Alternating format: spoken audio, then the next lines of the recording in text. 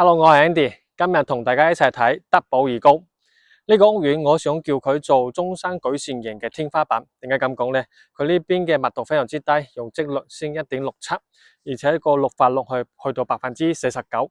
呢兩個數據喺中山目前嘅4.0住宅入面嚟講嘅話，都冇一個可以同佢比嘅。而且佢呢邊嘅物業管理係做得非常之好嘅，你可以通過鏡頭睇到成個屋苑4-5年嘅樓啦。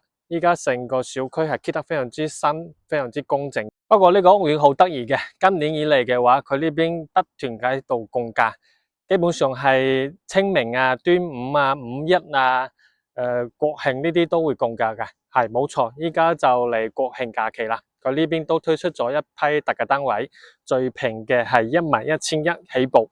咁我哋依家就去睇睇啦。出嚟之後嘅話，呢邊就係佢哋嘅分層大堂。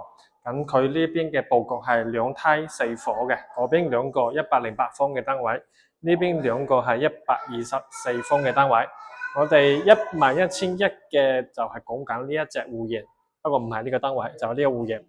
3+1房嘅，入嚟之後嘅話，佢交樓嗰陣時呢度會係一個陽台嘅位置，有門有窗嘅，所以呢度後期要自己去封。咁入到嚟呢邊就係一個客餐廳嘅豎廳設計，廚房佢哋就係做喺呢個位置。咁根據呢一間屋嘅一個情況，一般嚟講嘅話，呢個廚房嘅呢一幅牆嘅話都會拆咗，然之後將呢一個細露台封咗窗，擴大成個廚房嘅空間。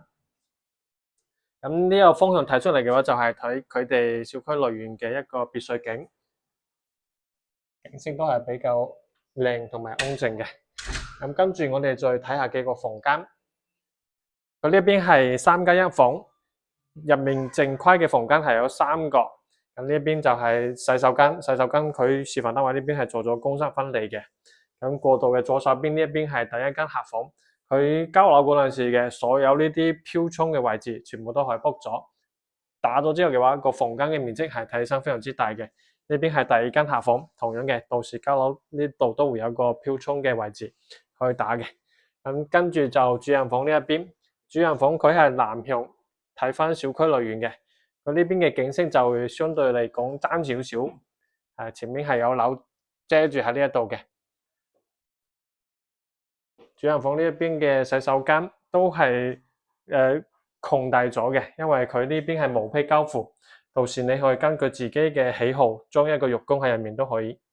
咁跟住我哋再去睇下108方嘅嗰隻單位，嗰邊都係有11,100嘅一個單價可以買到嘅。佢德寶二高一直以嚟嘅話，個價錢之前都係維持得比較高嘅。咁今年以嚟嘅話，因為有其他產品去競爭啊，同埋根據市場嘅情況去調整，佢依家嘅價錢都係比較適合入手嘅。咁呢一隻就108方嘅，因為佢係做咗一個開放式嘅廚房，所以睇起身成間屋入屋嘅嗰一刻感覺係非常之闊落。咁呢一邊就係南向嘅呢一個露台。佢呢邊嘅露台好明顯就係比傳統其他嗰啲露台係闊好多嘅，有啲露台細啲嘅得1米或者1.2米嘅，呢邊係有差唔多有1.8米左右嘅呢個闊度。咁睇出嚟嘅話，個視野都係非常之舒服。佢個樓近佢係比較遠啲嘅，你如果喺現場嚟睇嘅話，佢係去到70米，比嗰啲4.0住宅嗰啲會闊好多。所以佢成間屋嘅個通風啊、採光都會好好多嘅，而且佢呢邊係小高層，總高係24層高，咁佢嘅戶數就冇咁多，用電梯就唔使等好耐。